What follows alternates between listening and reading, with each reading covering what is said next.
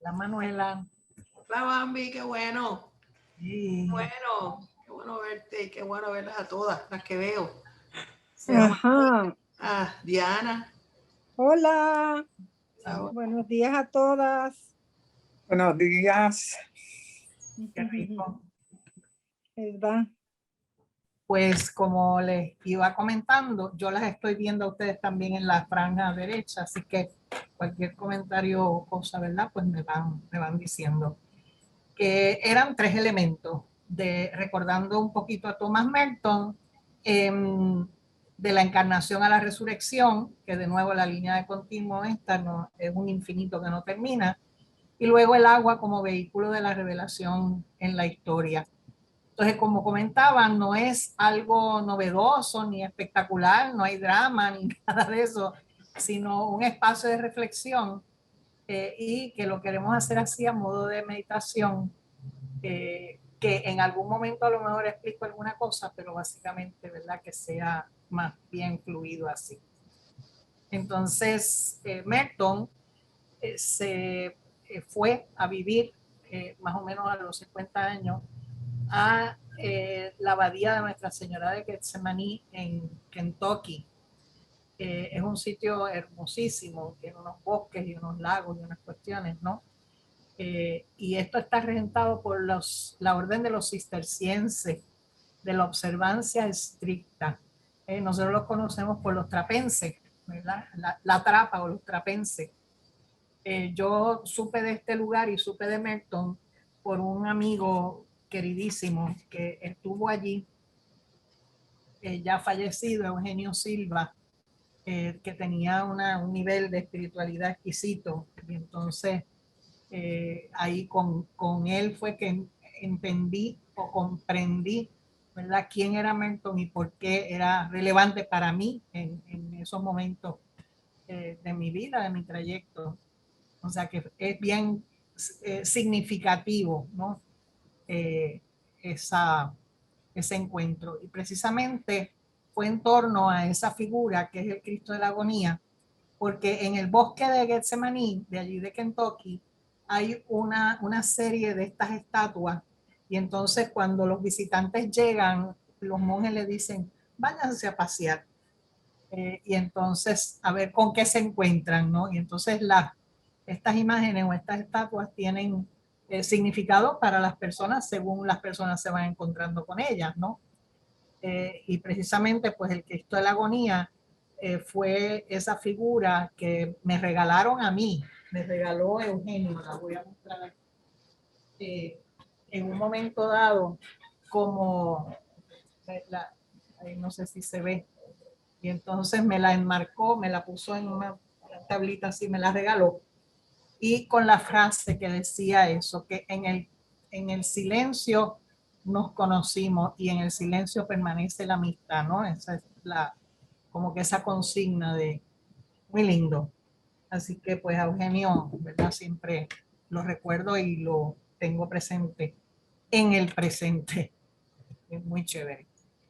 Entonces, ¿quién era Thomas Merton? Bueno, la historia de Thomas Merton es larga y es complicadísima. Él es un hombre muy complicado, muy inquieto en toda su trayectoria de vida, ¿no? Pero principalmente los temas eran una pasión por el silencio y por la palabra. Van a notar así las paradojas estas, ¿no? Por un lado el silencio, pero por otro lado la palabra que resuena. Y derivada de ella, pues una pasión por los gestos y por la acción. La soledad, pero vista como que en inglés dice solitude, que es diferente a la soledad como que impuesta, ¿no? Esto es una soledad buscada, era también una de sus pasiones, es ese empeño por amigarse con la soledad. Y en este tiempo que estamos viviendo, pues caramba, nos amigamos, ¿verdad? Esa posibilidad de conectar con la soledad en ese sentido de compañera, de compañía y de compañera.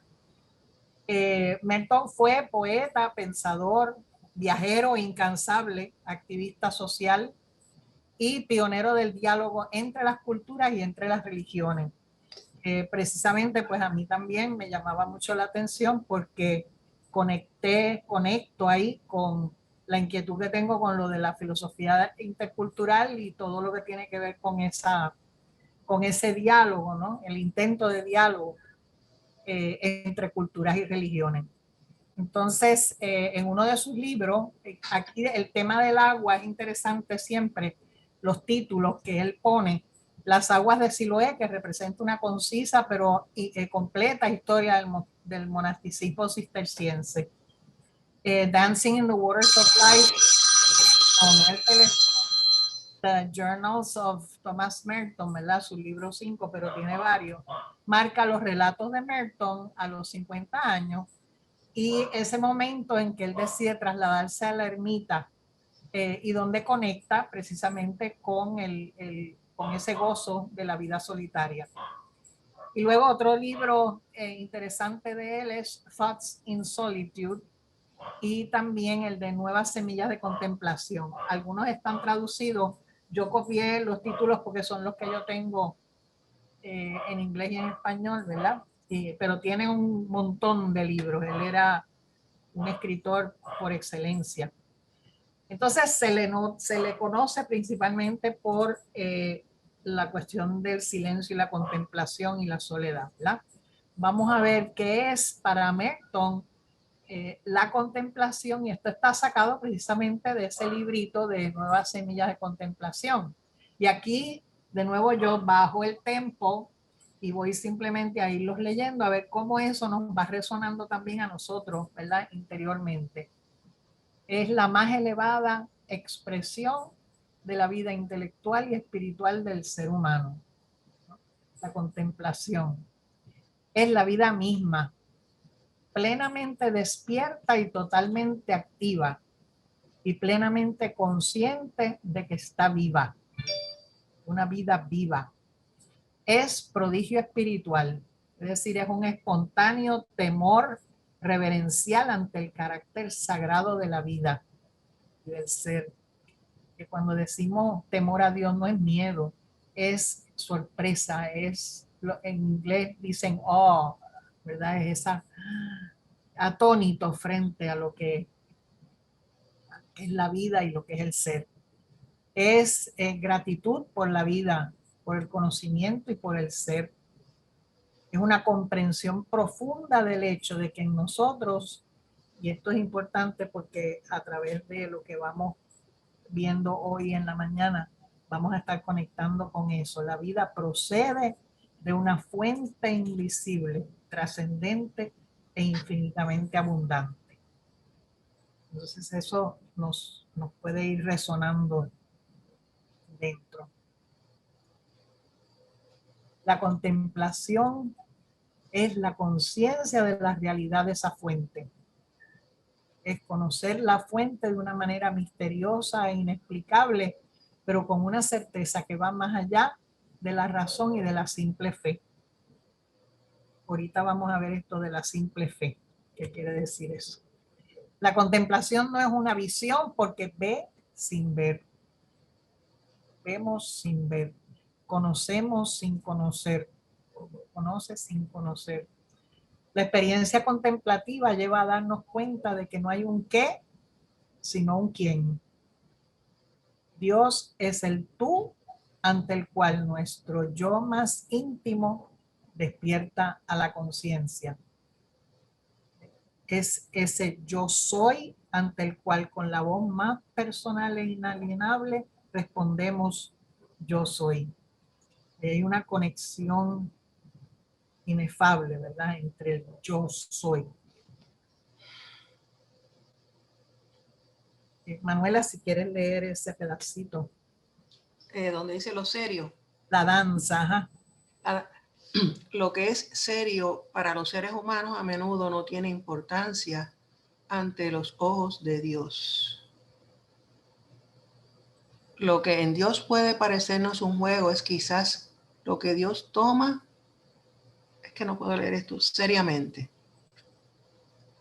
Dios juega en el jardín de la creación. Y si dejamos de lado nuestro empeño para encontrar significado a todo, podemos escuchar el llamado de Dios y Seguirlo. perdón, Seguirlo en su... seguirlo en su misteriosa danza cósmica. No tenemos que ir muy lejos para escuchar los ecos de esa danza. Maricel por fin anda por ahí. Estoy aquí. ¿Lo puedes ver, Maricel? Ahora sí, sí, lo puedo ver. Síguelo. Cuando estamos solos en una noche estrellada, cuando por casualidad vemos a los pájaros que en otoño bajan sobre un bosque de nísperos para descansar y comer, cuando vemos a los niños en el momento en que son realmente niños, cuando conocemos el amor en nuestros corazones, o cuando, como dice el poeta japonés Basho, oímos a una vieja rana chapotear en una solitaria laguna. En esas ocasiones, el despertar, la inversión de todos los valores, la novedad, el vacío y la pureza de visión que los hace tan evidentes, nos dan el eco de la danza cósmica. Porque el mundo y el tiempo son la danza del Señor en el vacío.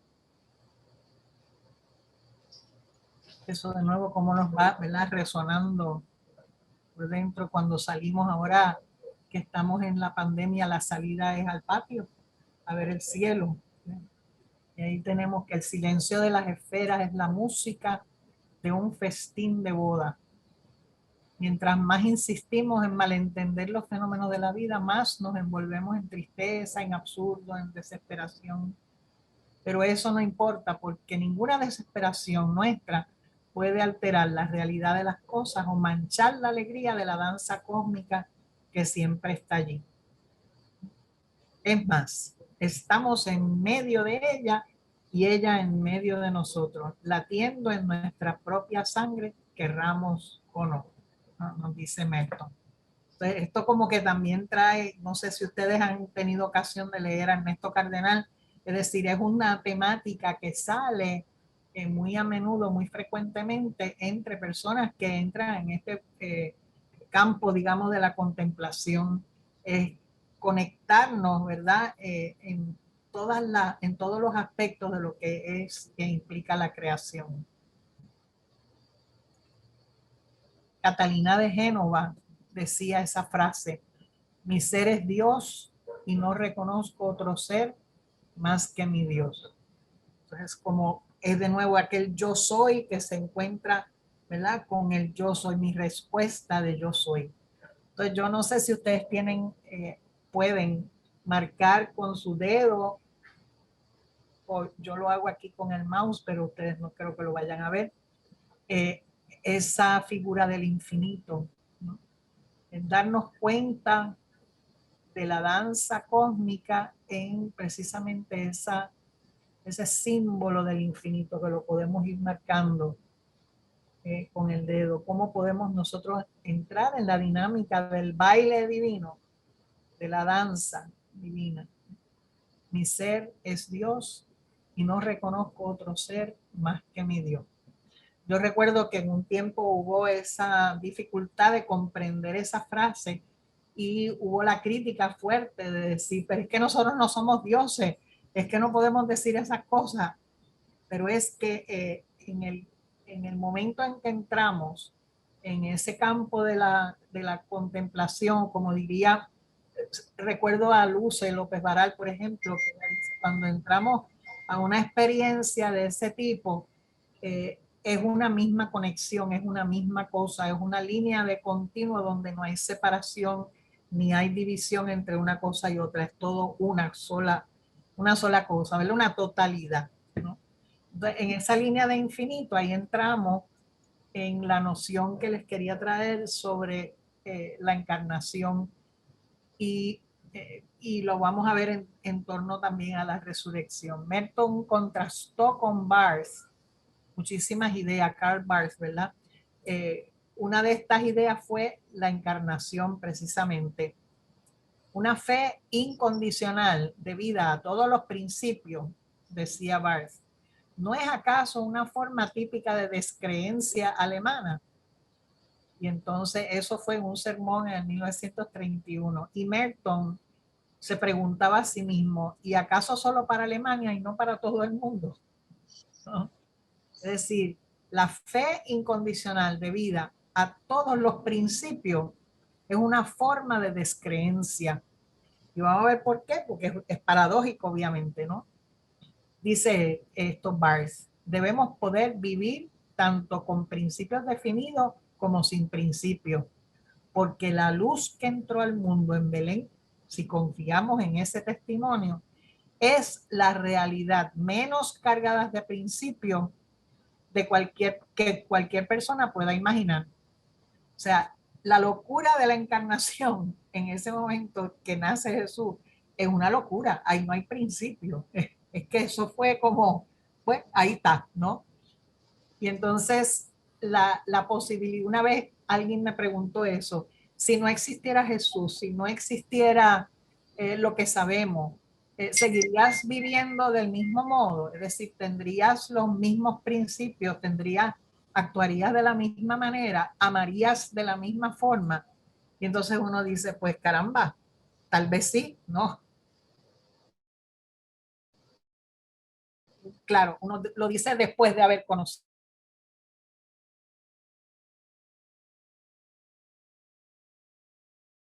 En términos de fe. Decimos que una fe incondicional precluye la posibilidad de la curiosidad, ¿no? De preguntarnos más, de buscar ese rostro de Dios, el pedazo de rostro que nos queda por encontrar cada día, ¿no? De peregrinar hacia la plenitud, pues porque pues si tenemos fe en algo ya está todo dado, ya está escrito, ya está dicho. Entonces la reflexión bíblica, por el contrario, lo que nos está ayudando constantemente a desinstalarnos, a buscar, a caminar, ¿verdad? A descubrir constantemente que Dios nos está acompañando. En Juan, capítulo 1, nos dice, y aquel verbo fue hecho carne y habitó entre nosotros. Y vimos su gloria, gloria como el unigénito del Padre, lleno de gracia y de verdad. Esa es de la versión de Reina Valera. Y en la Biblia de Jerusalén nos dice casi lo mismo. La palabra se hizo carne y puso su morada entre nosotros. Y hemos contemplado su gloria, gloria que recibe del Padre como Hijo único, lleno de gracia y de verdad. Y es de notar que Juan dice que la palabra vino a vivir en la carne, ¿no? No dice que no vino a vivir ahí en la carne, sino se hizo carne, ¿no? Se convirtió en carne como nosotros.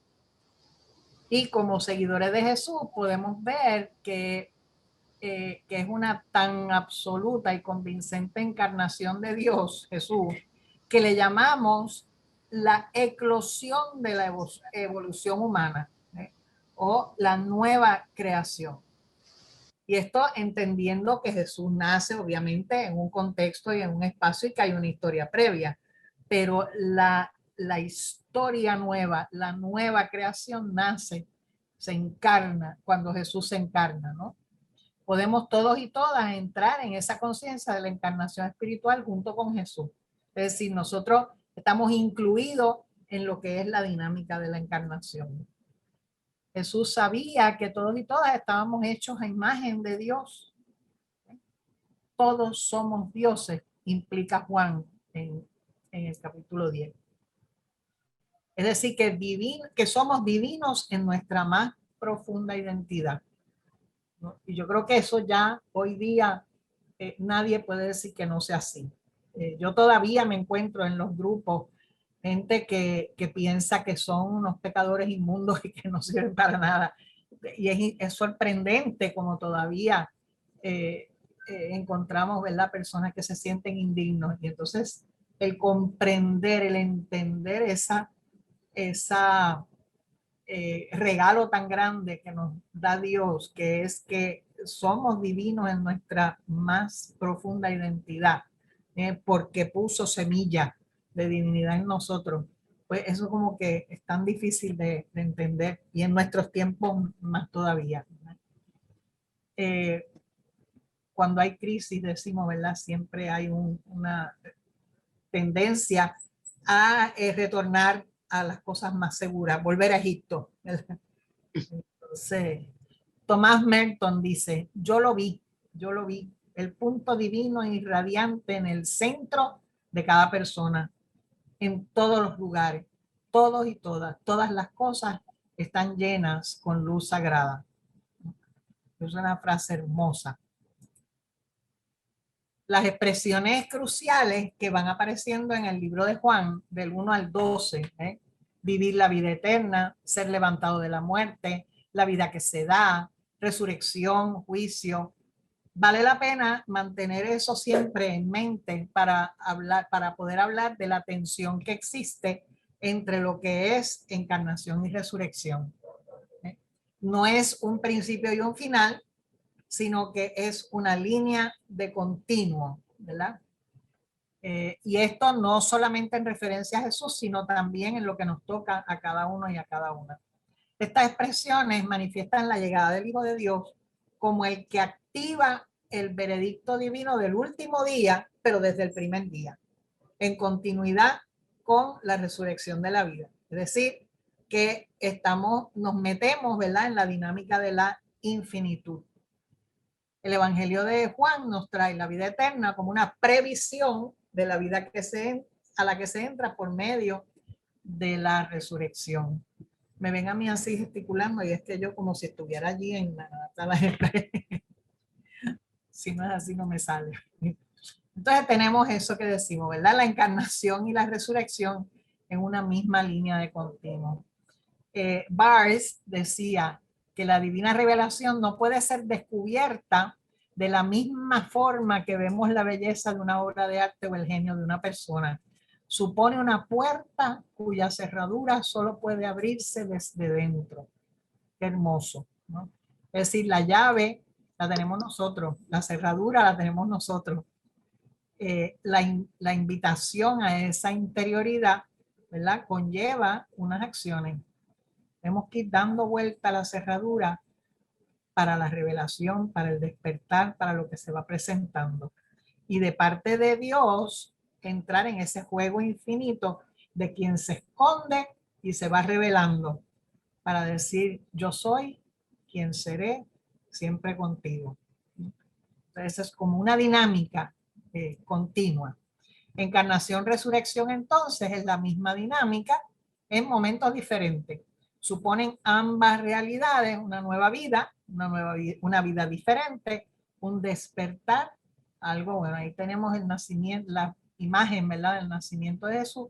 Y acá, cuando resucita y se le presenta a María Magdalena, y ahí hay un reconocimiento. Cuando él la llama, le dice María, y ella responde Rabón, el maestro. Entonces es conocerse de otra manera, de otra forma. Entonces yo había puesto allí que si podían, que tratasen de encontrar una gomita elástica, ¿verdad? Un rubber band. Y entonces si estiramos los dedos en la goma elástica, podemos darnos un poco de cuenta, ¿verdad?, darnos cuenta de esa tensión, de la tensión entre lo que implica la encarnación y la resurrección. Entonces, ustedes les puede conjurar ideas, les puede conjurar sentimientos, les puede conjurar cualquier cosa que lo pueden, ¿verdad?, manifestar. Si en esa tensión yo suelto a un lado, ¿qué es lo que pasa? Se va a volar o me puedo, ¿verdad? Quiere decir que, pues, no sé qué quiere decir. ¿Qué les quiere decir a ustedes? ¿Cómo eso nos habla de algo? ¿Alguien que quiera que suelte el micrófono?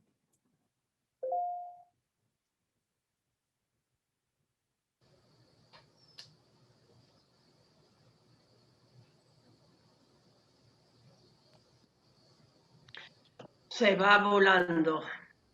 Se va volando. Ujú.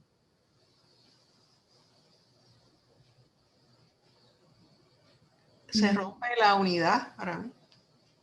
Se rompe la unidad, se rompe esa tensión, ¿verdad? La continuidad se rompe. Nos dispersamos. Nos dispersamos. ¿Ok?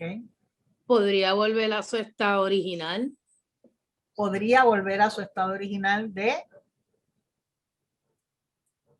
De conformidad o de estática o de no hubo cambio. Ok, sí, señor. Al punto, sí, María. Ujú. Es decir, se rompe, ¿verdad? Se rompe la tensión esta que nos mantiene precisamente en la línea de infinito. Los que saben le llaman a esa cosa de encarnación y resurrección, esa tensión, ¿verdad? Le llaman protología como parte del principio y escatología como parte del final. Pero entonces Merton y los demás nos están invitando constantemente a verlo, no en términos de algo que comienza y algo que termina, sino algo que permanece continuamente en esa tensión, en ese movimiento. Entonces nosotros en la vida vivimos momentos así, momentos en que nos sentimos plenamente encarnados. A veces nos baja un poquito esa, ¿verdad? El ímpetu, pero también vivimos momentos así de resurrección en que podemos decir como que pues hoy resucité, hoy vi otra cosa diferente, hoy empecé otra cosa distinta, ¿no? Yo puse ahí una serie de laminitas simplemente como sugerencia de esto. El momento de la chispa de Adán, cuando Dios pasa todo su cerebro, toda su memoria, todo lo va pasando a Adán. Momentos en que nosotros nacemos o que hemos visto nacer a nuestros hijos, a nuestros nietos. Momentos en que nos percatamos o nos damos cuenta de nuestro niño o niña interna que tenemos que liberar. Momentos en que vamos caminando, tal vez en el desierto. Momentos en que nosotros ya somos de juventud acumulada y le damos paso a los de juventud menos acumulada. O sea, son todos momentos que vamos viviendo en nuestra vida que representan, ¿verdad? Esa tensión entre la encarnación y la resurrección. Vamos encarnándonos, vamos resucitando y estamos constantemente en esa dinámica. ¿Les suena? ¿Les suena como que sí? Sí. ¿Cómo entonces, según Merton, ¿verdad? Podemos nosotros experimentar esa dinámica de encarnación, resurrección? Pues Merton nos invita a la oración. Pero es comiquísimo cuando nos dice, hombre, pero sin encumbrar la oración, debe de ser tan simple como respirar o vivir, sin drama. Y advierte de la tentación de crear ese drama, ¿verdad? De la oración. Pero a la vez que nos percatamos de que cada vez que oramos, ¿verdad? Estamos experimentando una nueva encarnación, resurrección. Es un momento de tranquilidad, es un momento de volver, como dicen los místicos, de volver a lavar los platos, de regresar de nuevo, ¿verdad? A las tareas. La oración no es algo sagrado o algo secular. La oración es simplemente la vida misma. Porque cuando la empezamos a catalogar, pues entonces estamos separando la vida misma de la oración, creamos ¿verdad? Esa dicotomía, ese dualismo. El otro asunto es cómo rezamos, ¿verdad? Lo hacemos desde un rol o desde la comprensión y profundidad de uno mismo, desde esa interioridad. Obviamente nosotros nos insertamos en una tradición, ¿verdad? En una corriente que nos llega de antaño y pasa por nuestra cultura y vivimos momentos, pues qué sé yo, de liturgia, de ritos y demás. pero acá se está refiriendo sobre todo a esos espacios que nosotros hacemos para realmente conectar, ¿verdad?, con Dios, y muchas veces es en silencio, muchas veces no es ni siquiera verbalizando nada, sino es en la quietud, ¿verdad? Entonces preguntamos, ¿la oración para qué? Es interesante que en la exhortación apostólica Gaudete Exsultate de Papa Francisco va mencionando las instancias en que en la trayectoria bíblica nos dice, ¿verdad? Sean santos porque yo, el Señor, soy santo. Y después dice, el Señor es compasivo y misericordioso. Y luego Mateo retoma, ¿verdad?, lo de la perfección y dice, sean perfectos como su Padre Celestial es perfecto. Pero Lucas nos vuelve al Salmo un poco, sean buenos como el Padre de ustedes es bueno.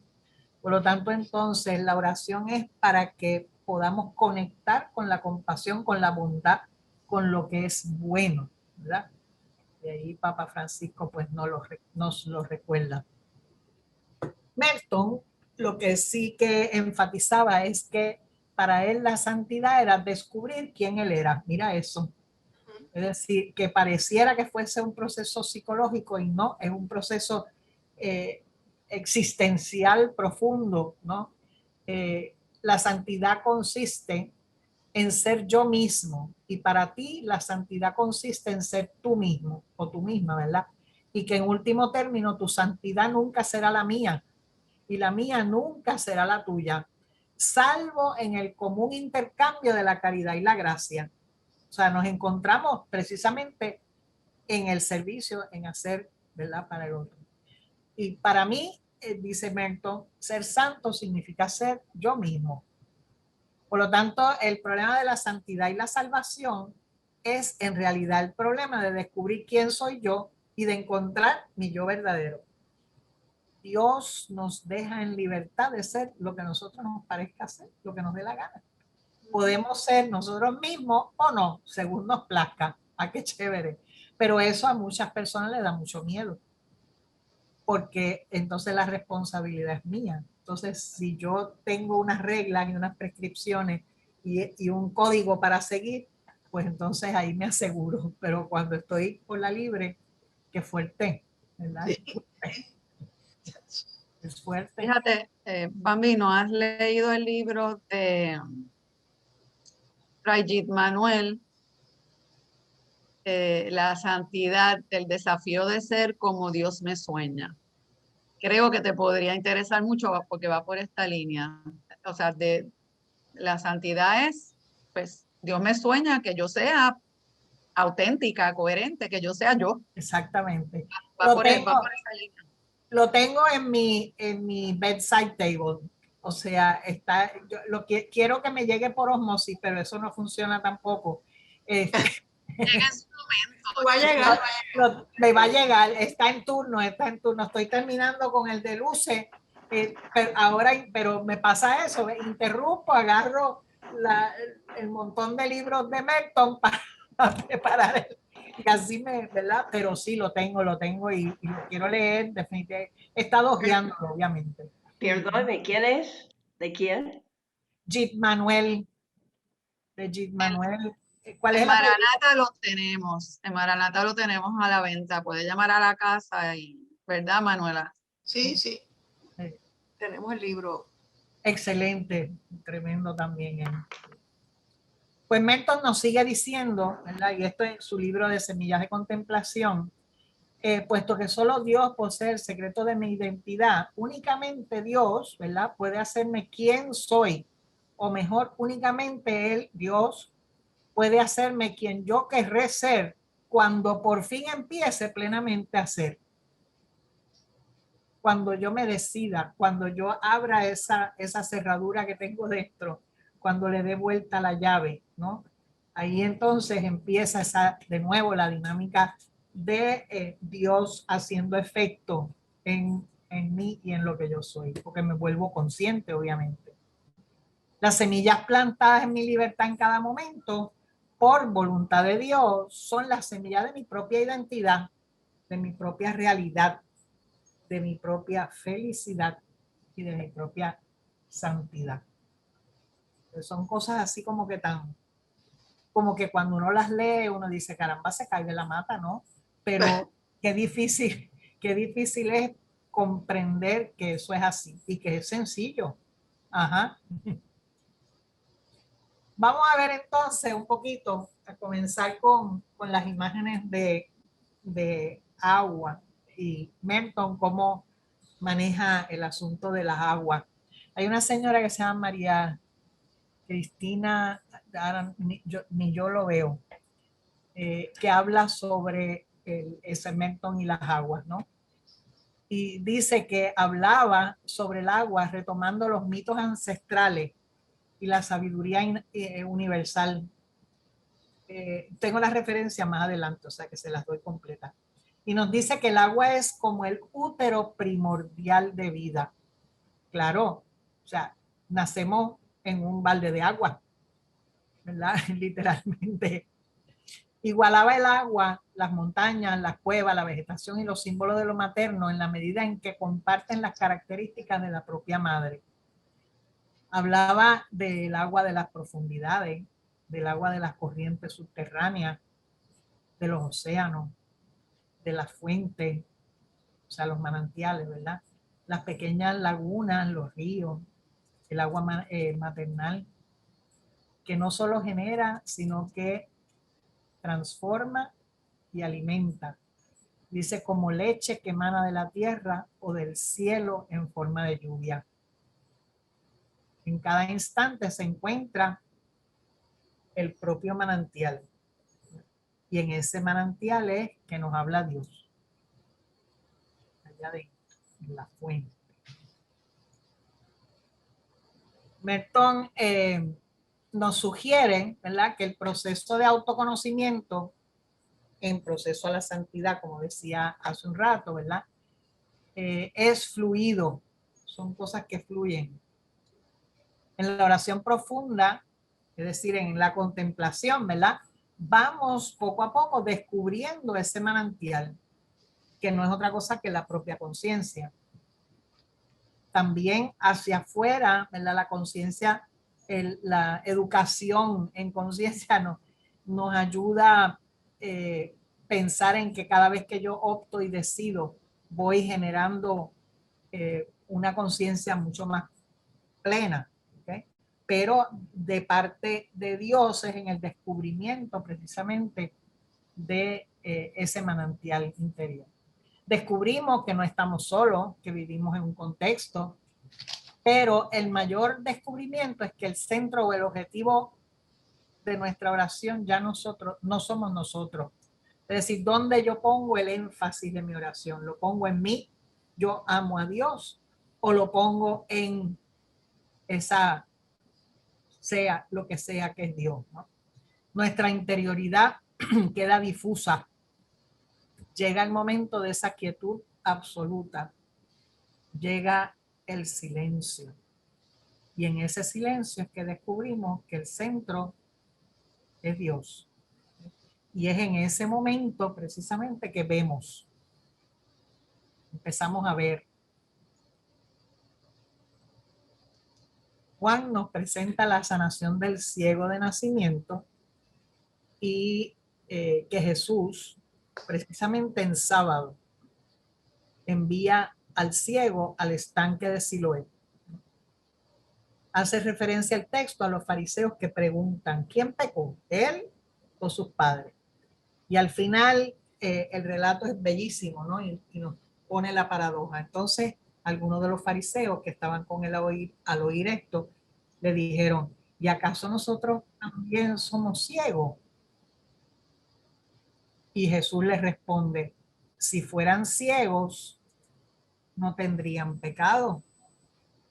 Pero ahora, porque dicen que ven, ¿verdad?, el pecado de ustedes permanece. ¿Cómo es eso? Es como Juan es así de paradójico.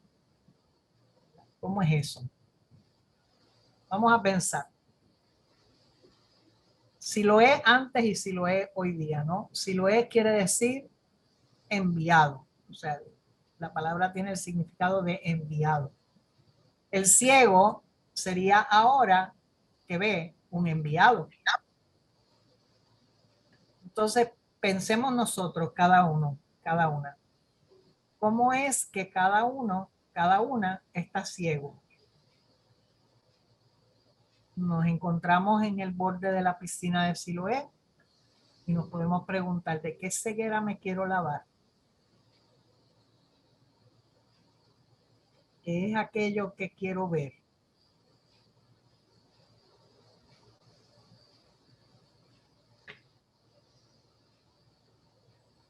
Asumo que ser sanado o sanada de mi ceguera implica que seré enviado o enviada.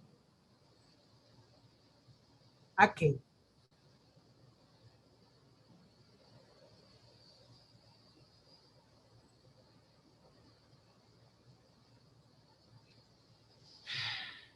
Podemos ir respondiendo un poco esas preguntas, pero vamos entonces a hacer una meditacióncita, no es muy larga, para que nos adentremos, nos acerquemos al manantial. Si quieren, suelten todito, se ponen en una posición cómoda en la que puedan estar un ratito con la espalda recta, sin cruzar las piernas ni los brazos. Y simplemente escuchemos. Puedes hacer un movimiento con tu cabeza para que haga balance sobre tu tronco. Mantén los pies en el piso sin cruzarlo y que tus manos descansen suavemente sobre tus piernas.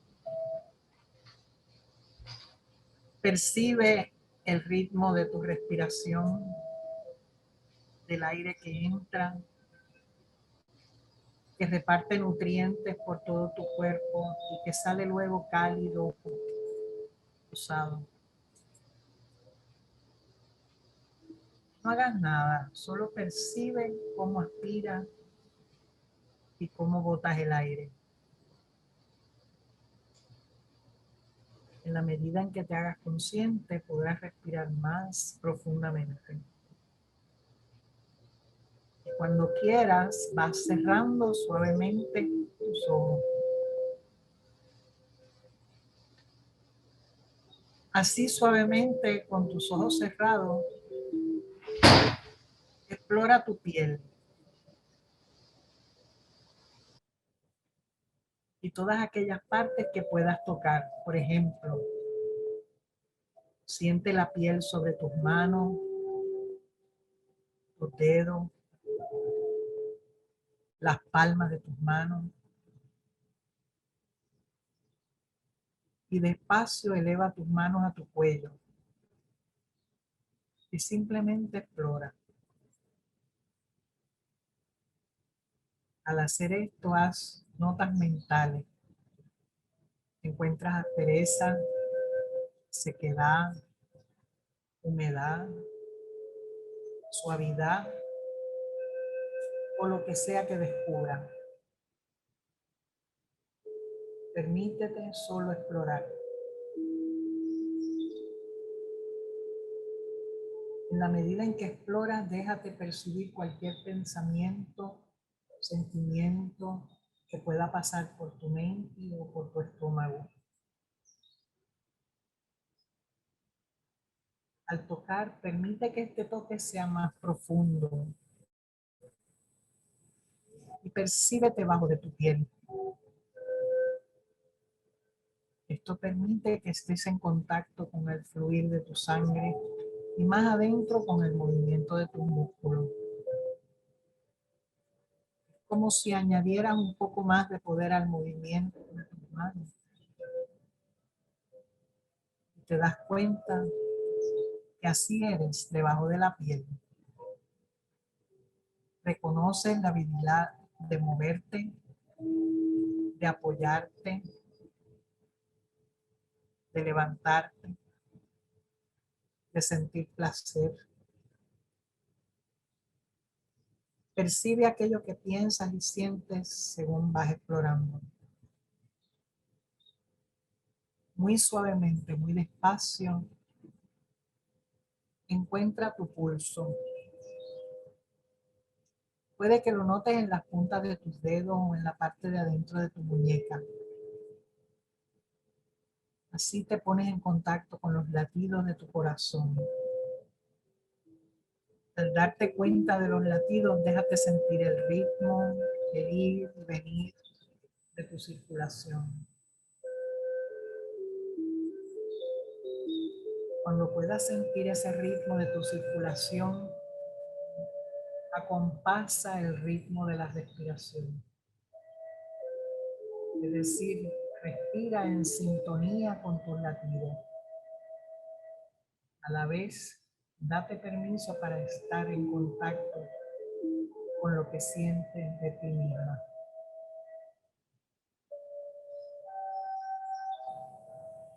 Concentra tu atención en tu respiración y ve al lugar que tú llamas por tu nombre.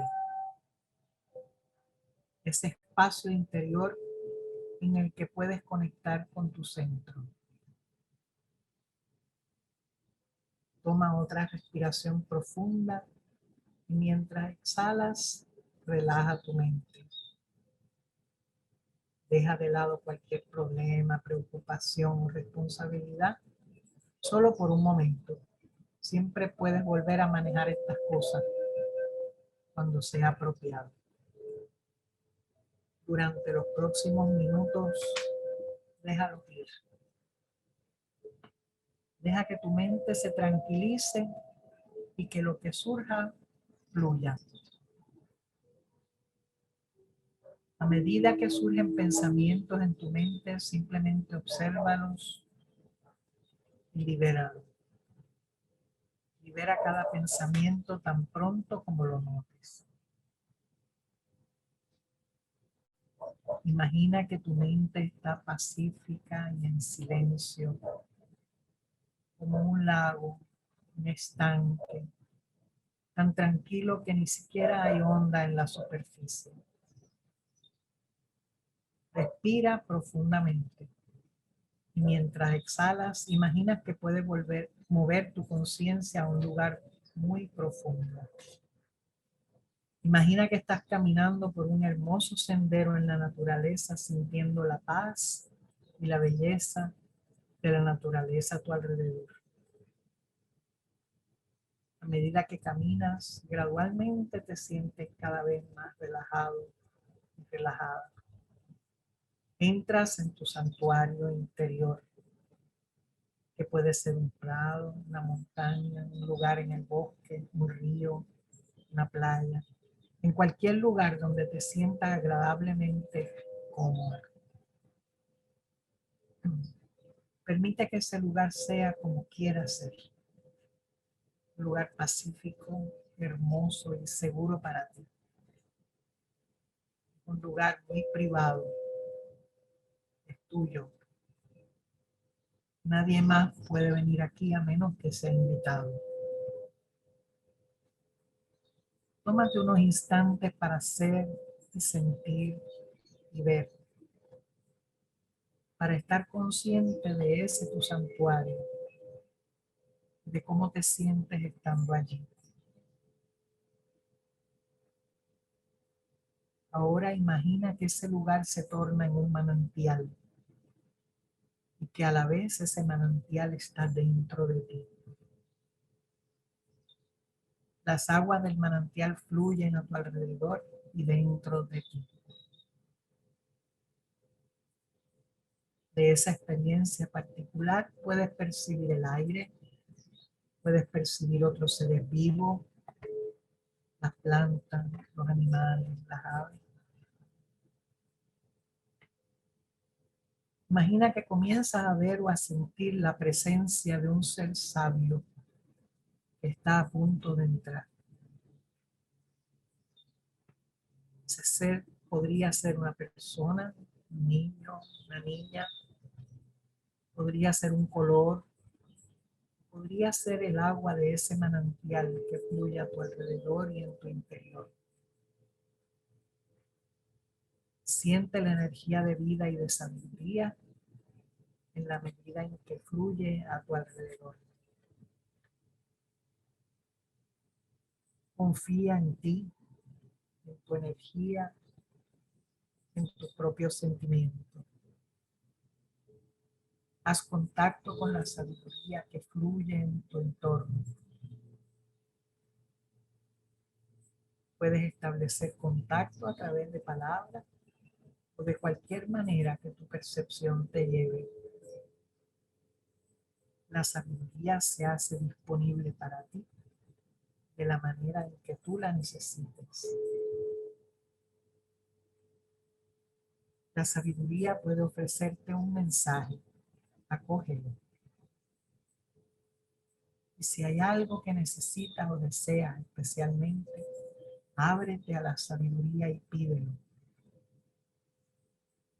Recibe la respuesta que la sabiduría te ofrece. Quédate unos instantes disfrutando de ese espacio que has creado para ti.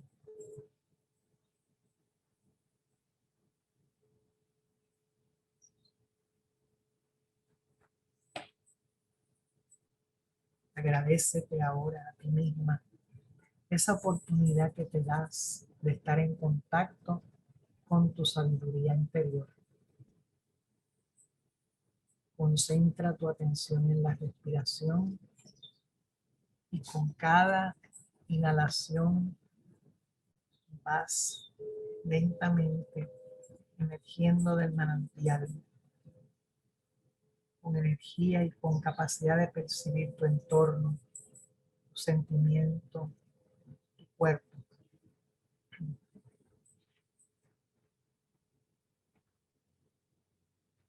Vas lentamente moviendo tus hombros, tus pies, tus piernas y concentrando tu atención en tus párpados. Cuando tú lo desees, abres tus hermosos ojos.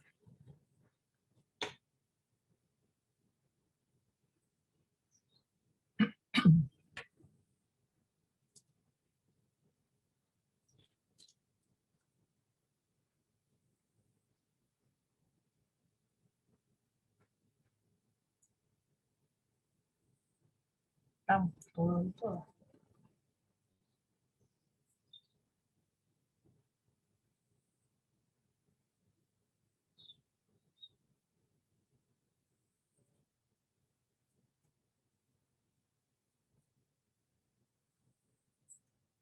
Si alguien quiere comentar algo, mis sumeras.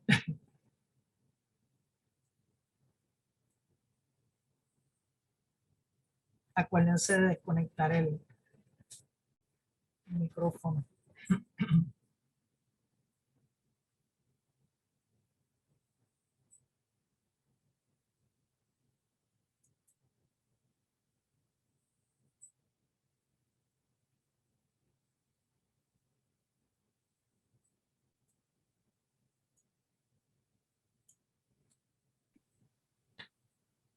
Para mí el agua me da como mucha serenidad.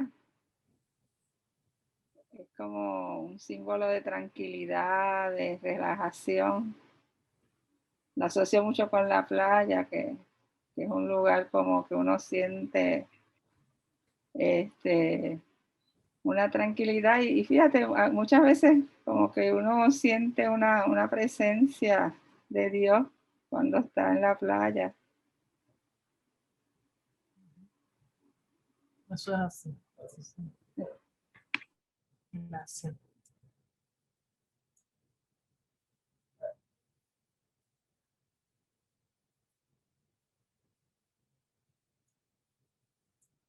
¿Alguien más? Seguimos. Ah, María. Marian, desconecta tu... Ajá. Sí, para mí es como un concepto de limpieza. Es como que llega, limpia, bota y renueva. Es un renovar. Así es. Gracias, María. Sí. Qué rico.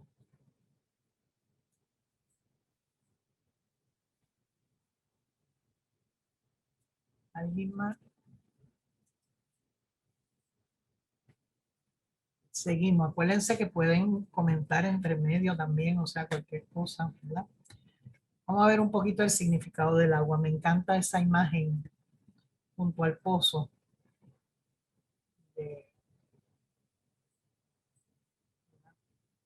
Otra cultura. Vamos a ver un poquito el significado de las aguas según este señor que se llama Humberto Jiménez, y me encantó su reflexión y pues traigo pedazos de ella, ¿verdad? Dice que probablemente en nuestra experiencia en la lectura bíblica no nos hayamos percatado del todo de la importancia de cómo se manifiesta el agua, ¿verdad? Y la expresión de cómo es una expresión del trayecto y de las transformaciones que van ocurriendo con esos personajes bíblicos. Los leemos, pero no nos detenemos precisamente en lo que implica el agua, ¿verdad? Aparecen sin número de referencia a los fenómenos meteorológicos, la lluvia de otoño, de invierno, de primavera, etcétera, el rocío, la escarcha, la nieve, todo eso. Hay una terminología también geográfica, ¿verdad? Con el océano, los abismos, el mar.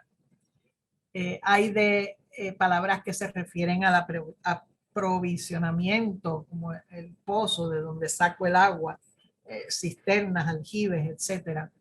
Y también el uso que le damos, ¿verdad? Al agua, de abrevar, de beber, de saciar la sed, etcétera. O sea que hay un sinnúmero, de hecho dice este señor, que no lo dejé, pero hay alrededor de 582 instancias en el Primer Testamento y 80 plus en el Segundo Testamento que tienen que ver con agua, ¿no? Entonces, ¿cómo es que el pueblo de Israel que va caminando en su trayectoria ve ese significado del agua y le da tanta importancia, ¿no?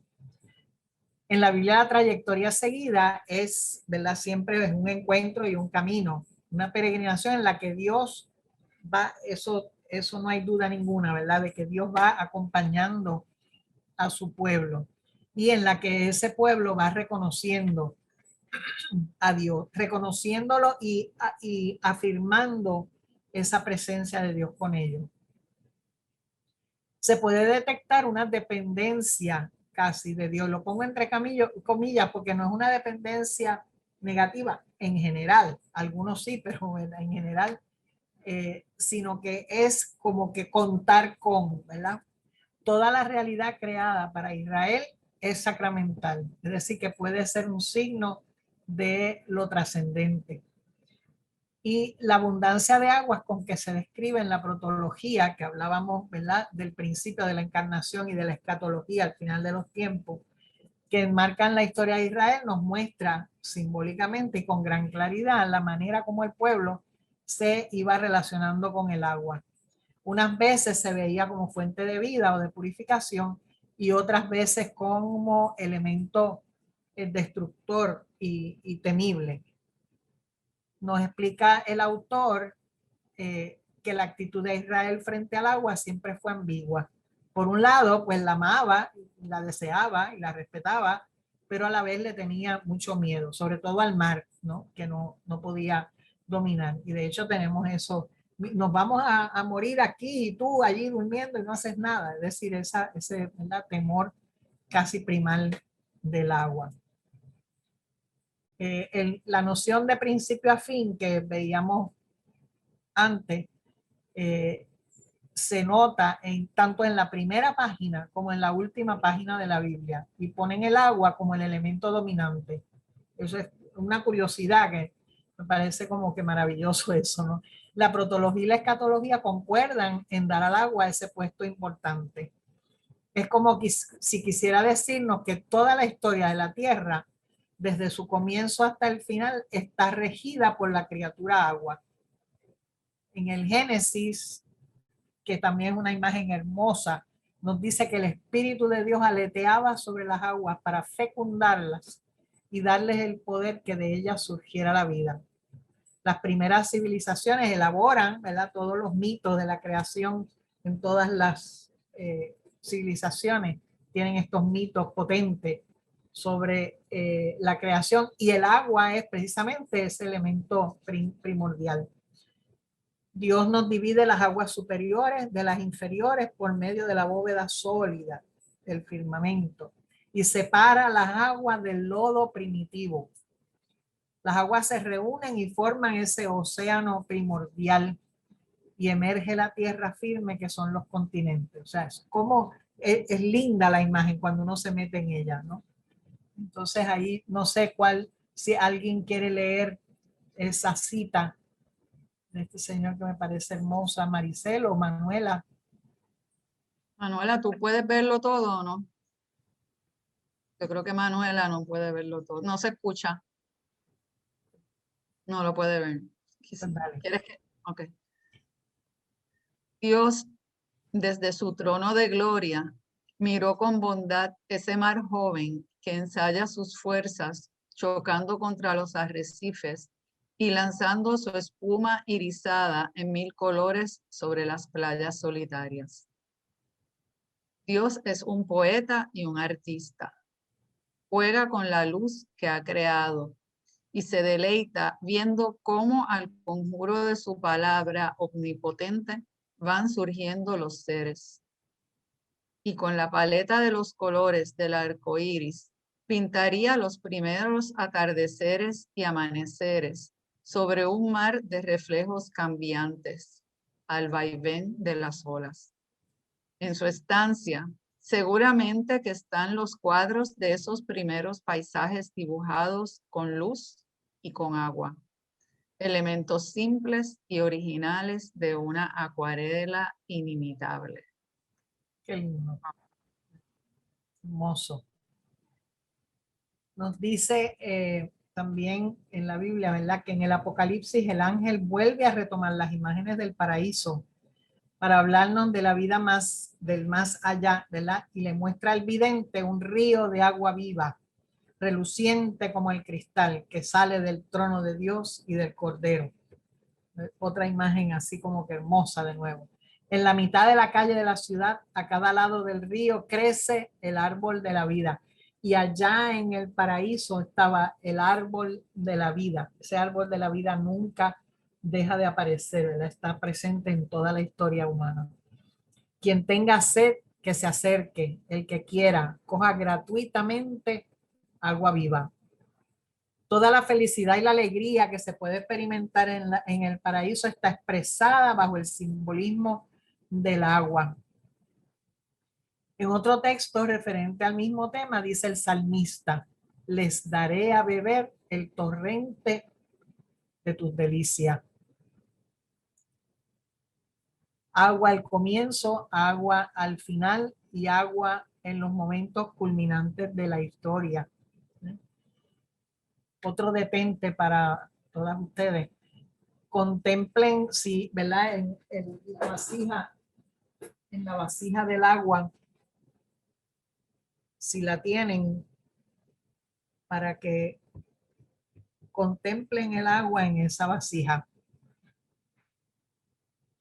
Y piensa en todas las cualidades que para ti tiene el agua, a ti en tu vida, y cómo se ha manifestado el agua en tu propia vida. Lo puedes expresar en algunas frases, lo puedes anotar y puedes compartir el que quiera, la que quiera. Yo creo que todas somos nenas. La que quiera puede compartir lo que ha resultado, ¿verdad?, más significativo. Yo me pongo a observar, no sé si ven mi vasija de agüita. Bueno, para dar luz, el primero que hace es el cuerpo deja el agua. Sí. Cuando rompemos fuentes, ¿verdad? Y ahí, El bautismo en el que nos bautismo. purifica. Sí. Ujú.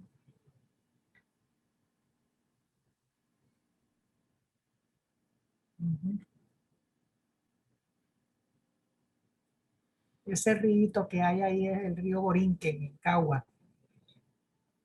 Y tuve la experiencia de parar, de tener el carro y ponerme a contemplar. Es un río precioso. Y ese río nace en un monte que le llaman Pirucho, que hay cualquier cantidad de manantiales, 8 ojos de agua creo que hay por allá arriba. Entonces uno piensa en eso y ve torrentes de agua, ¿no? Que van bajando, todo lo que eso significa. En la narración de la creación, ¿verdad? El Señor divide en dos las aguas del abismo. Y ahí está haciendo también referencia al mito babilónico de la creación, que igualmente del caos, ¿verdad? Viene y se junta con el orden, se junta con el orden, el agua salada, el agua dulce, y se juntan para crear otra cosa, la vida.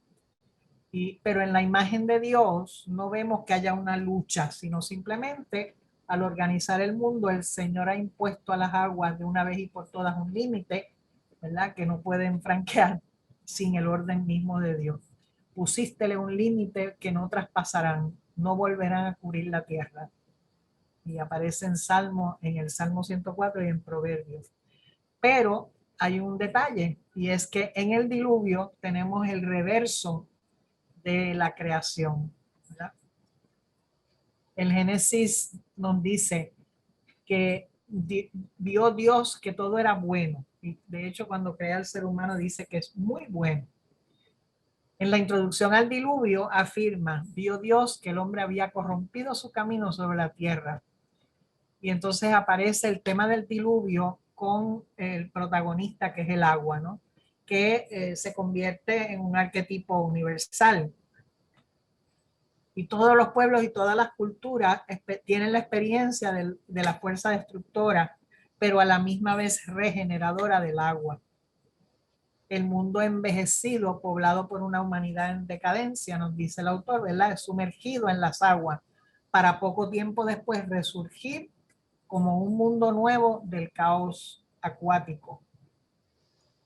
Interesante que ahí ahora el agua se convierte en caos, ¿verdad? De las narraciones existentes relacionadas con los diluvios, que son un montón, es algo constitutivo al ser humano, ¿verdad? Que se ve constantemente amenazado por la fuerza vallazadora del agua, desbordada, pero a la misma vez es salvado de ese cataclismo destructor. Es decir, nosotros pensamos en la lluvia, la inundación, pero después empezamos a ver las flores que surgen, las plantas que renacen, etcétera, ¿no?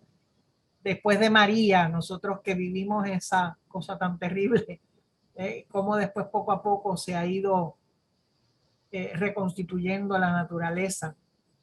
El diluvio actúa, perdón, como un factor purificador, ¿no? Se disuelve en el agua, pues prácticamente todo. La historia queda en la memoria. Nada de lo que existía antes permanece igual después de la inmersión en el agua. De hecho, las referencias, nosotros muchas veces hacemos referencia con los eventos y para nosotros en esta era, pues antes de María, después de María, y para ellos antes del diluvio, después del diluvio. Aparece esa tensión que mencionábamos al principio, ¿verdad? La inmersión para el nivel humano puede asemejarse al final, a la muerte. En el plano cósmico, un diluvio disuelve periódicamente el mundo en el océano primordial. Mircea Eliade nos dice que desintegrando toda forma, aboliendo toda la historia, las aguas poseen esta virtud de purificación, de regeneración, de renacimiento, porque el que sumerge en ellas muere, y saliendo de las aguas es semejante a un niño sin pecado y sin historia, capaz de iniciar una nueva vida. Es un poquito lo que comentaba ahorita Marian y Loreta, ¿no? Aquí que esas imágenes nos llevan a pensar un poco en la resurrección. Entonces yo les había pedido también que si podían, que tuviesen una bolita de goma o de ping-pong o un globito, ¿verdad? Para intentar sumergirla en, en la paila de agua. Entonces si cogemos la paila de agua y ponen la bolita y la tratan de sumergir, ¿verdad? ¿Qué es lo que pasa? ¿Qué pasa? Eso se flota. ¿Verdad? Emerge de nuevo, no se queda abajo. Ella puja para salir otra vez, ¿verdad? Ella puja para salir otra vez. Y yo les pregunto, ¿de qué puede ser metáfora ese ejercicio? ¿O de qué diluvio hemos nosotros emergido? ¿De qué diluvio hemos emergido? Bueno, qué fuerte, ¿verdad? Decimos que la inmersión en el agua simboliza esa regresión a las formas primeras para una regeneración hacia un nuevo nacimiento. Y la emersión repite el gesto cosmogónico de la manifestación de las formas. Las aguas purifican y dan nueva vida. Las aguas regeneran y limpian, porque purifican la historia y restauran la integridad primordial. Y ahorita tú mencionaste las lágrimas, y pues precisamente son esas lágrimas que también en el proceso que vamos, los procesos que vamos viviendo, pues también, ¿verdad? Nos van purificando, nos regeneran y nos van limpiando. El simbolismo del agua es un producto precisamente de la intuición del cosmos. Manuela, pensé en ti, en lo que decíamos de Matthew Fox y todo esto, ¿no? De una intuición del cosmos como una unidad y del ser humano como modo específico de existencia. Y eso se realiza precisamente en la historia. Por lo tanto, también hay momentos que uno piensa, esto será así estático, y no es algo de nuevo, siempre es dinámico, ¿verdad? Y el mérito de la revelación judeocristiana está precisamente en haber podido asumir estos símbolos humanos y emplearlos como vehículos de revelación. Y ahí, de nuevo, cuánto de lo que vamos viviendo no es también eso, parte de ese proceso de revelación, de la qué parte del rostro de Dios nos toca ver. Y creo que la imagen bíblica del paso del Mar Rojo es tal vez una de las más potentes, ¿verdad? En ese sentido todos las conocemos, voy a ir avanzando un poquito. Aparecen algunos elementos, estoy en el último párrafo abajo, de las aguas primordiales, ¿verdad? Por una parte, las aguas se constituyen en un escudo protector para que los israelitas puedan pasar, pero a la misma vez un elemento destructor y exterminador para los egipcios. Entonces uno dice, ay, pero qué cosa tan terrible, pero ¿por qué tienen que destruir a los egipcios? Y no es tanto el énfasis en la destrucción de aquellos, sino en la salvación de los primeros, ¿verdad? Que en aquella época y en aquel contexto, pues era la manera de poderlo explicar. Y un profeta del tiempo del destierro, ¿verdad? El segundo Isaías rememora poéticamente esta hazaña de cruzar el Mar Rojo. Y nosotros mismos podemos irnos preguntando cuántas veces he cruzado yo ese Mar Rojo, cuántas veces he tenido que tomar esas decisiones, ¿verdad? De alzar y moverme hacia otra cosa. Y dice, despierta, despierta, revístete de fuerza, brazo del Señor. Despierta como antaño en las antiguas edades. ¿No eres tú quien destrozó al monstruo y traspasó al dragón? ¿No eres tú quien secó el mar y las aguas del gran océano para que pasaran los redimidos? Entonces, de nuevo es como portentoso, es como fuerte la imagen, ¿no? Y pues es eso, o sea, ¿cómo es que pasamos? ¿Cómo es que pasamos? A veces. Hay otra imagen preciosa en todo el proceso bíblico, ¿verdad? De lectura bíblica, que es el paso del Jordán.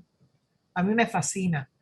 O sea, y el descubrimiento de que en unos momentos clave hubo ese movimiento de detenerse frente a la orilla del Jordán y tenerlo que cruzar para pasar de una vida previa a una vida futura, de algo que no era satisfactorio hacia algo que era satisfactorio.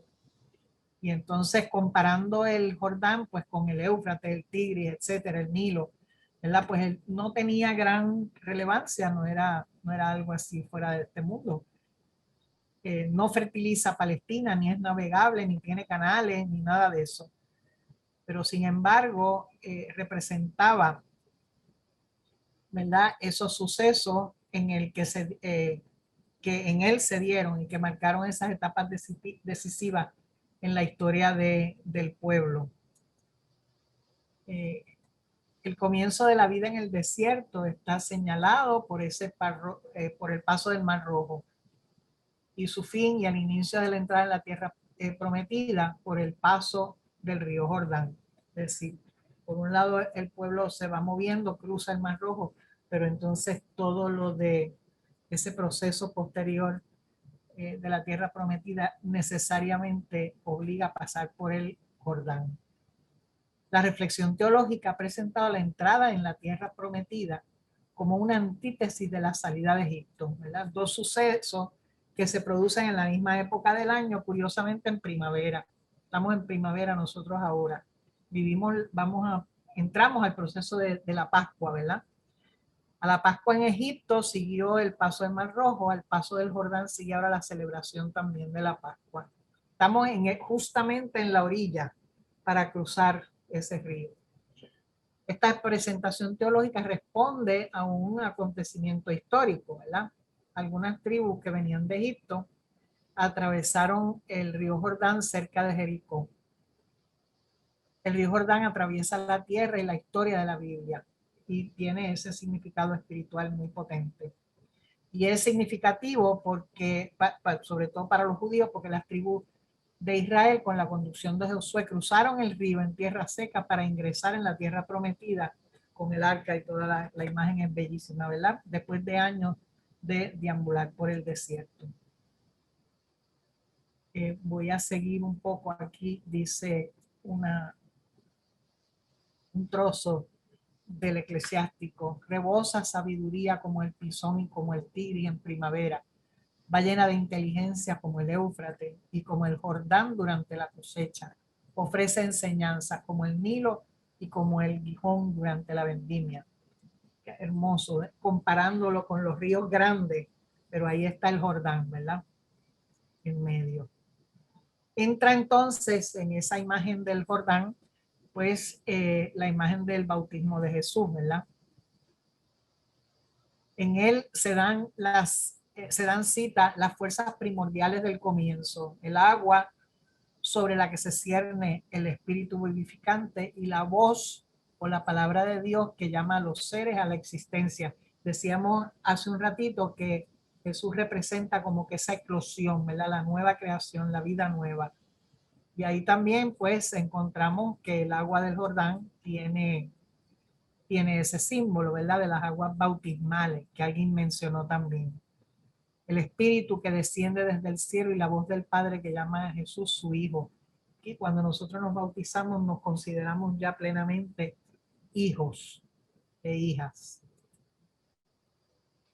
El bautismo se realiza en el Jordán. Y como hemos visto, ese río está ligado a los sucesos más importantes. Y dice: el agua al comienzo de la creación, el agua al entrar el pueblo de Dios en la tierra prometida, el agua al comenzar Jesús su vida pública, el agua al comenzar nosotros nuestra vida de cristianos. Agua, espíritu y palabra en todas las etapas de la historia de salvación, ¿no? Y ahí de nuevo podemos tomar el baldecito de agua que tenemos, ¿verdad? Y simplemente, si no lo podemos hacer ahora por el tiempo, pensar en que en algún momento voy a tomar un envase, ¿verdad? Con el agua para simplemente contemplarla. Antes lo vimos en un momento, ¿verdad? En que fue importante. Ahora simplemente contemplarla para ver lo que el agua nos quiere contar. El agua cuenta historias y uno puede contemplándola, ¿verdad? Y viendo lo que el agua nos quiere contar. En la meditación lo mismo, el manantial nos provee la sabiduría, ¿verdad? Nos da elementos propios, obviamente, pero que nos hablan. Podemos incluso poner el dedito en el centro del agua y moverla, a ver, preguntarnos, ¿te provoca algo el movimiento del agua? ¿Algún sentimiento, algún pensamiento? El Jordán entonces representa esa figura clave en la cual se entrelazan los hilos, ¿verdad? Que unen el bautismo de Jesús y el de los cristianos. Interesante que yo eso no lo sabía, pero para los bautizos de las familias reales y no sé qué cuánto, toman agua del Jordán y la llevan para bautizarlo, por el significado que pudieran tener. Me tuvo como un dato de esos curiosos que no, ¿verdad? No tienen relevancia así mucha, pero Bueno, me estuvo curioso, exacto. se puede. Imagen de la tradición, ¿verdad? Que se va uniendo ahí. Así se convierte en una magnitud que aglutina diversos sucesos, ¿verdad? Y es portadora de toda cantidad de reflexiones. A mí hay una imagen que es Jacob en la lucha con el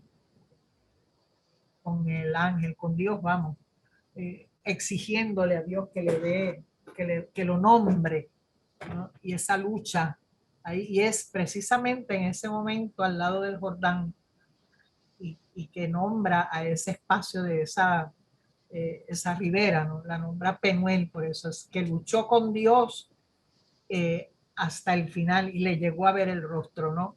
Pero de nuevo queda tocado, queda impactado de tal manera que cruza el Jordán, pero cruza cojo, y es de, no te metas con Dios porque, ¿verdad? Uno cruza así, chévere, triunfante, vio el rostro, pero cojito, que ahí, pero es linda la imagen, ¿no? Hay un texto de Gregorio de Niza que explica un poco eso también, ¿verdad? Largo tiempo has andado revolcándote en el barro. Corre a mí, Jordán, pero no a la voz de Juan, sino a la llamada de Cristo. La corriente de la gracia prorrumpe por doquier. No tiene sus fuentes en Palestina ni se derrama solo en el mar que le limita. Fluye por todo el orbe de la tierra y entra incluso en el paraíso, en concurrencia con aquellos 4 ríos que de allí brotan en sentido opuesto y llevando al paraíso riquezas mucho mayores que las que de allí salen. Pues aquellas aguas no hacen sino fertilizar los campos. En cambio, este río trae hombres renacidos del Espíritu, ya que Cristo es su fuente inagotable, fuente que inunda todo el mundo. Hermoso. Y esta imagen me estuvo tan increíble, la imagen del Papa Francisco orando justamente en el borde del río Jordán, que es donde la gente va entran ahí y se bautizan en un redil que tienen ahí, ¿no? Y es interesante el Papa ahí. La otra imagen que quería traer, que me parece importantísima, es el encuentro junto al pozo, ¿verdad? Y entonces no es solamente el Jordán el que desempeña un papel en la vida del pueblo de Israel, sino que también la Biblia nos habla de las diferentes instancias de pozo, dice aquí, los israelitas se trasladaron al pozo. Este es el pozo donde el Señor dijo a Moisés, reúne al pueblo y les daré agua.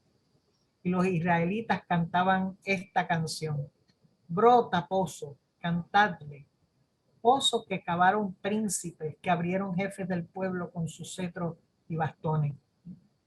Y hay imágenes que nos recuerdan textos bíblicos que hemos leído, ¿verdad? Ese está en Número. Está el pozo donde se dice que nació, donde nace el amor. Berseba es el pozo del juramento. Allí juraron la paz Isaac y Abimelech. En el Génesis está esa imagen.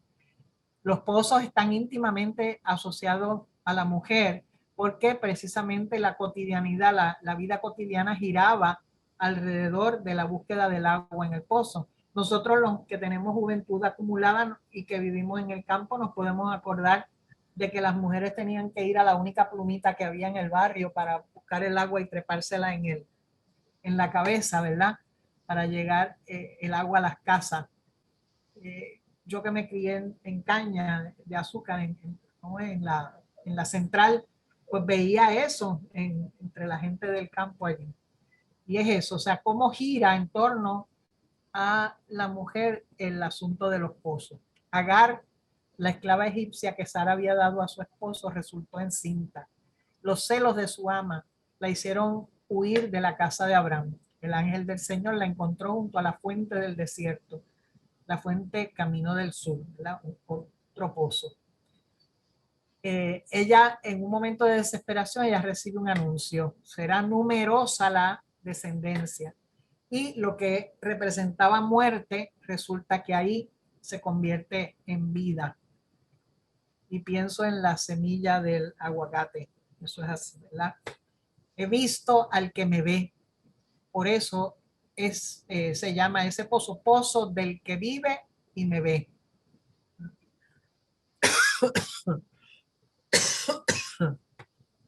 Déjame ver, voy a seguir.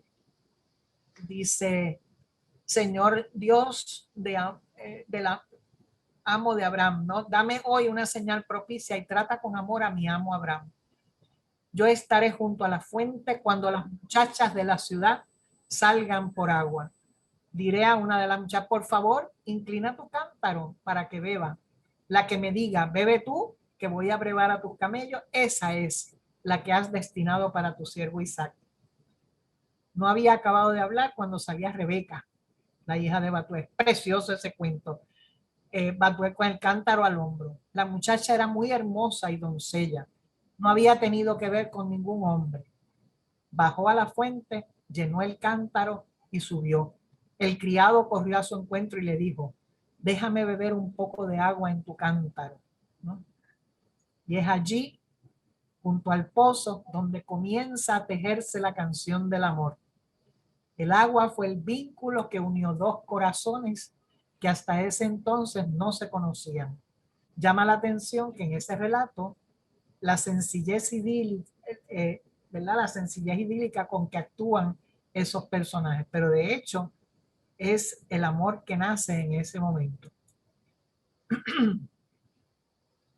Ese amor que ya nacía, el que movió a Jacob a quitar la piedra que tapaba la boca del pozo antes del tiempo indicado.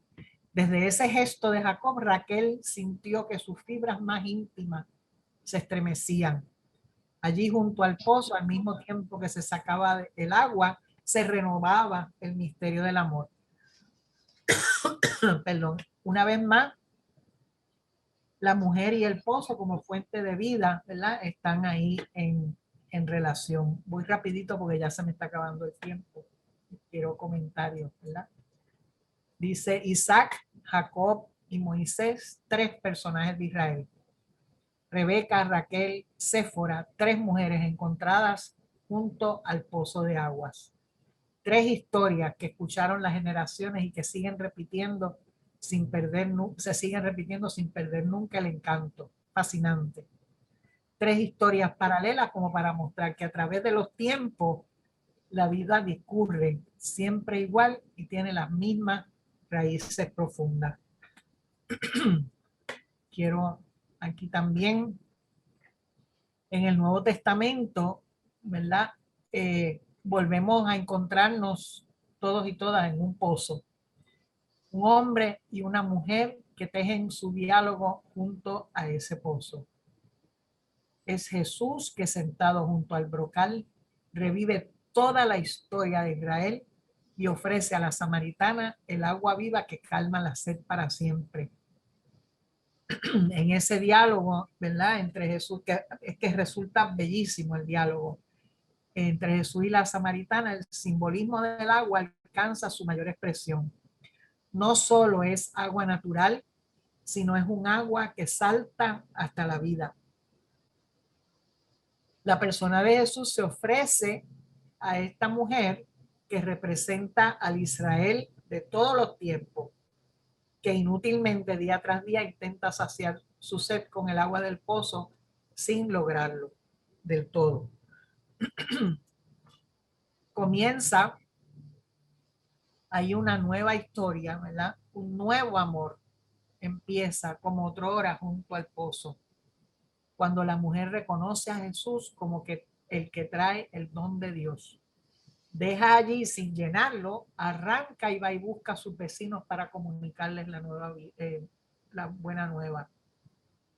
Su vida ha recibido un sentido más profundo y no tiene necesidad del agua que ha venido a buscar, porque alguien la ha llenado para siempre.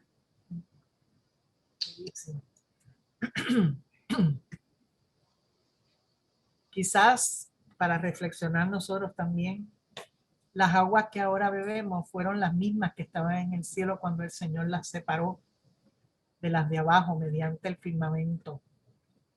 Quizás fueron las que cayeron en las horas interminables del diluvio, o las que han refractado el sol después del diluvio, anunciando una era de paz para la tierra. O las que brotaron del pozo para alimentar el amor de las matriarcas. O las que se dividieron cuando Moisés tendió su mano sobre ellas para que pasase el pueblo escogido y se librara de la esclavitud del faraón. O las que formaron una muralla en el Jordán para que el pueblo atravesase el lecho. O las que resbalaron sobre Jesús cuando éste fue bautizado en el Jordán. O quizás fueron las que Jesús convirtió en vino en las bodas de Canaán. O la que le ofreció la samaritana junto al brocal del pozo y que Jesús transformó en agua de vida que salta hasta la eternidad. O son las que han brillado en los mares en noches de tormenta, cuando la luna se esconde para no ver la tragedia. Hermoso.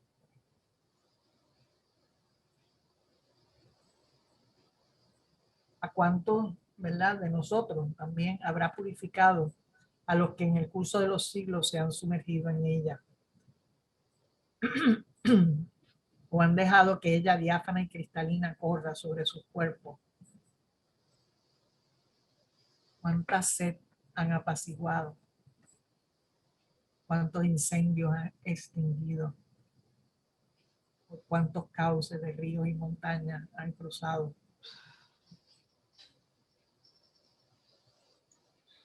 Y ya con eso, pues más o menos terminamos, ¿verdad? Queríamos preguntar qué hicimos este día. Hicimos un poquito de contemplación a la Merton. Percibimos la tensión entre la encarnación y la resurrección. Un movimiento infinito de conocimiento propio, ¿verdad? Y nos regodeamos en las imágenes bíblicas del agua. ¿Cómo entrelazamos estos unos minutitos todavía? ¿Cómo entrelazamos estos tres momentos en nuestra propia vida? Genial, tiene el Antiguo Testamento tiene unas imágenes fuertes, pero también tiene unas imágenes hermosas. Precisamente si lo vemos así como trayectoria de vida de ese pueblo que se va moviendo, ¿verdad? En el conocimiento de su Dios maravilloso. Bien. Gracias, Loreta. Sí.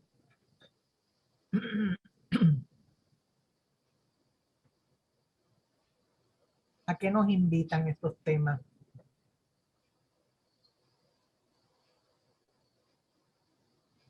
Manuelita. Gracias, Bambi. Esto ha sido un banquete. Bueno, qué bueno. Gracias un millón. Y ha estado maravilloso, Me maravilloso. encantan. Son temas que a mí me gustan mucho también. Así que, chévere. Fue sugerencia Muchas de gracias. Manuela. No, una casa de oración como Maranata. Gracias, Pablo. Sí. Así es que nada, qué bueno, agradecida por la participación y Bambi, como siempre, un fuerte abrazo. Tremendo. Siempre ahí a la orden, claro que sí. Entonces, Siempre dispuesta. seguimos.